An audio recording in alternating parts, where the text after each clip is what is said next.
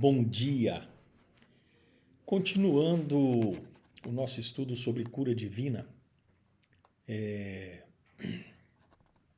falamos de concordância da oração, falamos dos fundamentos da cura, da estrutura de como Deus estabelece a cura, a palavra quando ela é estabelecida, a concordância, nós falamos disso. E hoje nós vamos falar de um aspecto da cura divina que a Bíblia diz lá em Tiago 5,14: está alguém entre vós doente? Chame os presbíteros da igreja e orem sobre ele, ungindo-o com óleo ou com azeite em nome do Senhor, e a oração da fé salvará o doente. E o Senhor o levantará e, se houver cometido pecados, ser-lhe-ão perdoados. Tiago 5, versos 14 e 15. Os crentes do primeiro século não tinham o Novo Testamento. Eles tinham algumas cartas que podiam ser passadas de igreja em igreja, mas não tinha, como nós temos hoje, uma estrutura pedagogicamente concatenada, organizada, sincronizada, que é a Bíblia de estudo, como hoje nós temos. Então, eles não sabiam o que Pedro tinha escrito pelo Espírito de Deus: pelas suas feridas fostes sarados. 1 Pedro 2,24. Mas nós sabemos disso. Então, se eles podiam andar com saúde, quanto mais nós, nessa geração, com todo o conhecimento que temos e com toda uma didática pedagógica, com tantos livros explicativos, tanta doutrina, mas principalmente com a palavra de Deus, como hoje ela nos chega às mãos, uma Bíblia totalmente organizada. Então, realmente, não deve haver nenhum doente entre nós, porque a pergunta é: está alguém entre vós doente? Então, Tiago claramente fala à igreja, porque ele diz assim: se tiver, chame os presbíteros da igreja. Graças a Deus, mesmo quando as pessoas perdem a cura e pecam, há socorro para elas, né? Então, note, Tiago diz: se houver cometido pecados, ser-lhe-ão perdoados. Muito frequentemente, o povo da igreja espera que as pessoas que se salvam na noite do domingo e se desenvolvam completamente até na quarta-feira. Então, não há maturidade nem amadurecimento da noite para o dia, isso é um processo, né? Essas pessoas são chamadas de neófitas ou novas na fé, são bebês na fé, são aquilo que Paulo está dizendo ali: eu vou dar o leite para vocês porque vocês ainda precisam de fundamentos. E a Bíblia ensina que há uma similaridade entre o crescimento físico e o crescimento espiritual, né?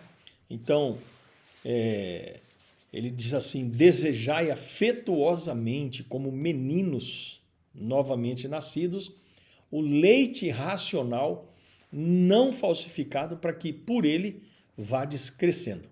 1 Pedro 2,2 é assim. Paulo fala muito disso. Ele chega num determinado momento e diz: olha, vocês já eram para estar comendo alimento sólido, mas ainda estão tomando leite. Eu vou ter que dar leite para vocês, porque vocês, Paulo quis dizer, vocês são fracos no entendimento, no conhecimento. Mas por que a gente às vezes fraqueja na questão da cura? Entendendo que se nós não estamos estabelecendo a cura, é porque nós vamos então conscientemente assumirmos a responsabilidade pela não cura, pela presença da enfermidade.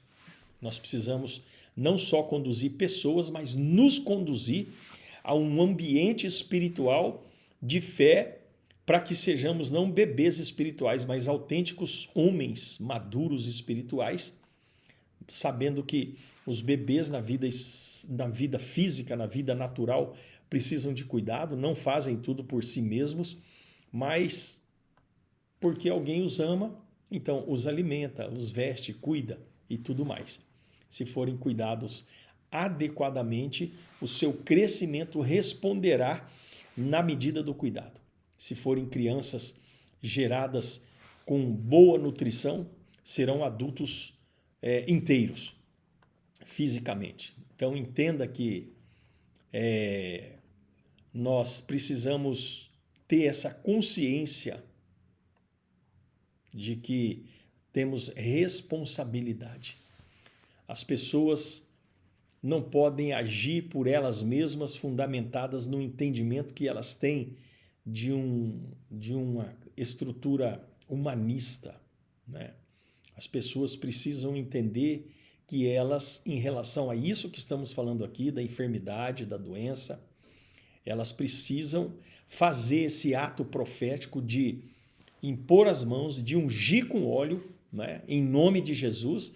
E a Bíblia diz ainda que em relação à oração da cura, e se elas tiverem pecados, né, elas vão ser perdoadas. Isso é uma estrutura.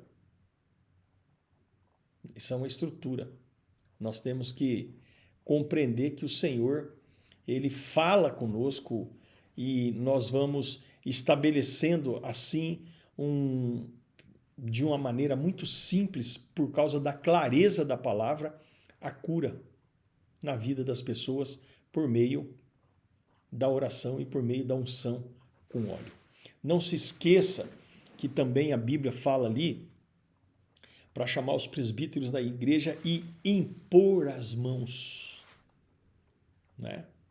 Marcos 16,15 diz: ide por todo mundo, pregai o evangelho a toda criatura, quem crer e for batizado será salvo, mas quem não crer já está condenado, e estes sinais seguirão aos que crerem.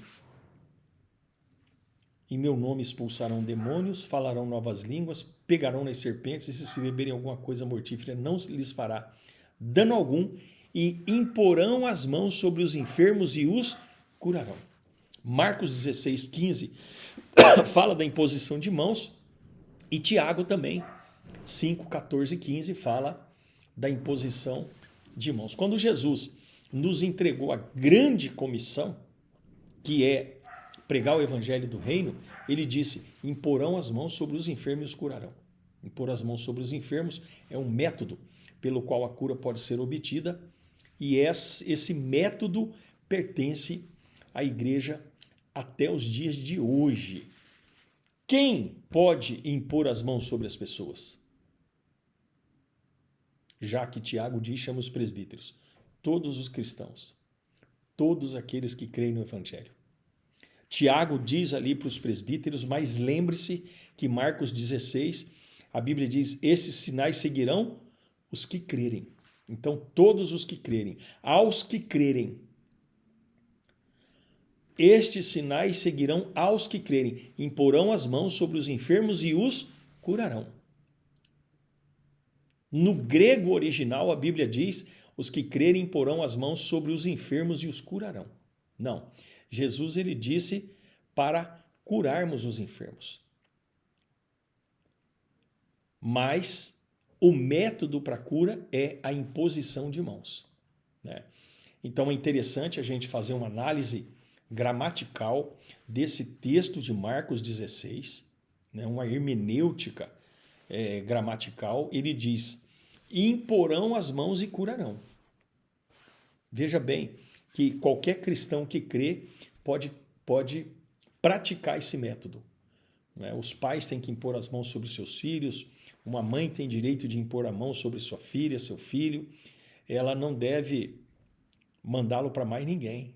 Nós temos o direito concedido por Jesus na grande comissão de curar. Tiago 5,16 diz: orai uns pelos outros para que sareis.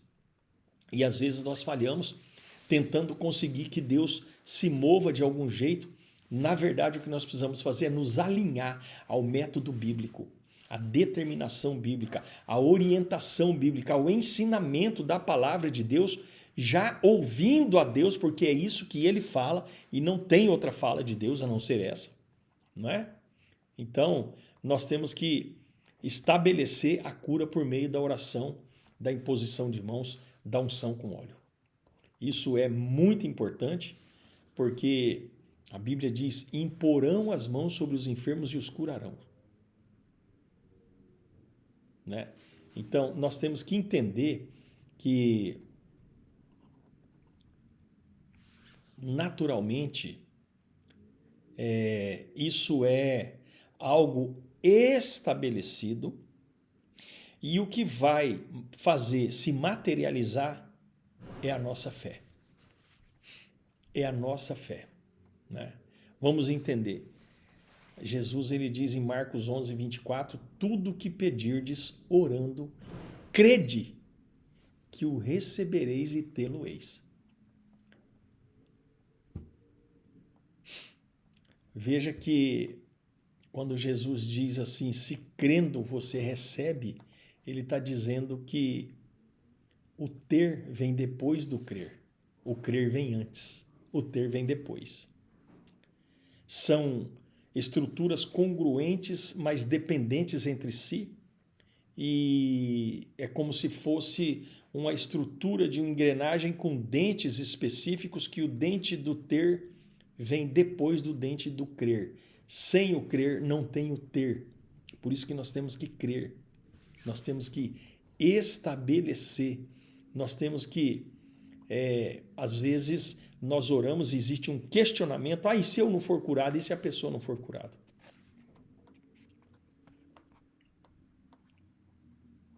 Entenda que o ponto de contato para que a chave da fé seja ligada para a ocorrência do milagre é a imposição de mãos. Tem um ponto de contato. Tem uma chave a ser virada. E a chave a ser virada é a imposição de mãos. A unção com óleo. A oração.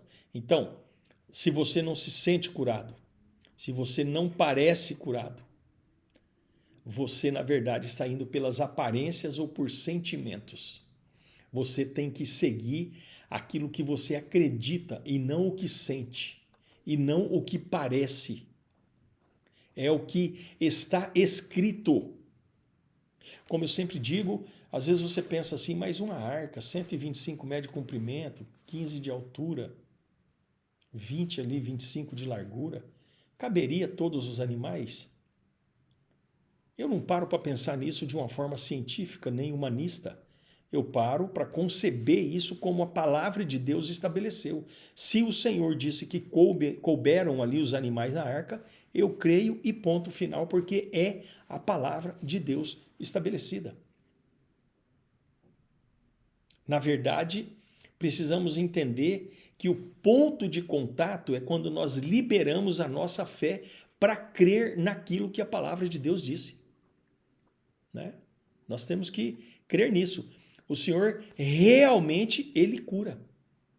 É interessante, essa semana orei por uma irmã, ela pediu oração na igreja, nós oramos, eu e a Débora ali, e na hora da oração, Deus, ele não é necessário Ele fazer isso, mas Ele faz por amor, Ele faz por uma alegria que Ele causa no nosso coração. Nós sentimos no corpo físico uma manifestação da glória de Deus. E eu falei para ela quando terminou, eu falei, essa oração foi muito forte, foi muito assim, Deus se moveu nessa oração. E na segunda-feira de manhã ela já mandou lá dizendo, cara, tô me sentindo super bem, eu fui curada. Naquela hora que vocês oraram por mim ali na igreja, eu senti que eu fui curada e hoje eu tô sentindo que eu fui curada, né? Então, não é uma estrutura. Quando Isaías diz ali, ele verdadeiramente levou sobre si as nossas dores. Não se trata de que eu vou receber uma oração para ser curado e eu serei curado. Ou eu estou sendo curado. Não, se trata de eu já fui curado. Eu não vou receber, eu não receberei, eu recebi a cura, né? Nós precisamos entender que, na verdade, a palavra ela é poder. Nós temos que exercitar a nossa fé e estabelecer na nossa vida essa chamada lei do contato e da transmissão. Isso funciona. A imposição de mãos libera uma frequência que nós carregamos espiritual para a pessoa que está enferma, né? A mulher do fluxo de sangue ali de Mateus 9 é um exemplo clássico. Gente, ela toca na orla, na borda, na pontinha das vestes de Jesus. Jesus ele foi ungido com poder curador. E a Bíblia diz ali, no verso 20, 21, 19 ali, a Bíblia diz em Mateus capítulo 9, Jesus falando assim, alguém me tocou diferente, porque de mim saiu virtude. Depois ele vai falar para a mulher ali no verso 22, vai porque a tua fé te salvou. Porque a Bíblia está dizendo lá em Marcos 16, que se impuserem as mãos, em Tiago 5, 14 e 15, que se impuserem as mãos ele será curado e se tiver cometido pecado, ser-lhe-ão perdoados. Então, Jesus é interessante. Algumas vezes ele cura pessoas e ele não diz a tua fé te curou. Ele diz a tua fé te salvou. Porque a virtude que ele tinha, entregue àquela pessoa, como ali, acho que em Lucas 13, que fala da mulher encurvada, a Bíblia diz que Jesus impôs as mãos sobre ela. Então, quando ele impõe a mão, ele estabelece um ponto de contato, ele transmite a virtude que ele carrega, e aí a virtude é tão aperfeiçoada que não só cura a enfermidade, mas salva dos pecados, liberta dos pecados, né? Perdoa os pecados. Então, nós temos que falar e manifestar ousadamente isso na nossa vida, porque Jesus ele curava todos os enfermos. Amém? Que o Senhor nos abençoe, que continuamos orando pela paz de Jerusalém, declarando em nome de Jesus a bênção do Senhor sobre Jerusalém, declarando a bênção do Senhor sobre a nossa cidade, o shalom de Deus em nome de Jesus Cristo. Que o Senhor guarde a Israel, que ele continue manifestando o seu poder e graça sobre o povo de Israel. Que o Senhor tome o controle absoluto do mundo árabe e abençoe aquelas nações em nome de Jesus Cristo. Que o Senhor nos dê graça, que eles nos dê o pão nosso de cada dia hoje. Nós precisamos da provisão desse Deus. Nós declaramos a provisão dele sobre nós. Nós declaramos que ele nos dá o pão e a semente para sermos abençoadores do reino e que ele abençoe nossos filhos, a nossa geração. Nós declaramos filhos abençoados e abençoadores, filhos guardados pelo Senhor e cheios do temor de Deus. No nome do nosso Senhor Jesus Cristo, nós oramos e agradecemos até amanhã, se Deus permitir, em nome de Jesus. Graça e paz em nome de Jesus.